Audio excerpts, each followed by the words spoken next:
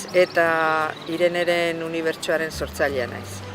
Irene eta lagunak liburu berri hau aurkeztu nahi dizuet. Ireneren abentura berriak aurkeztera nator.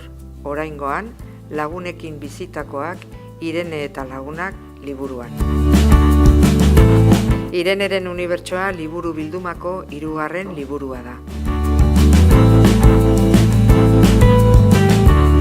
Liburua 2 zatitan banatuta dago. Lehen zatian, Irenek ez du inolako ahaleginik egin behar maitatua izateko. Bigarren zatian ordea, berak egin behar ditu bere lagunak egoera eta gertakari berriari aurre eginez. Ireneri gertatzen zaizkion gauzak hurbilekoak izan daitezke 4 eta 10 urte bitarteko neska mutilentzat. Desberdin esatea txarra da. Neskak eta mutilak berdinak aldira. Umedenek jolastu aldezakete parketan. Erraza alda lagunak egitea.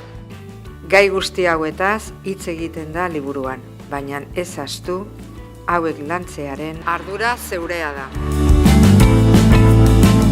Irene handituz doa, eta bide horretan gauza berriak ikasten. Berarekin batera ikasi nahi. Bete dezagun unibertsoa izar txikien, irri eta argiz.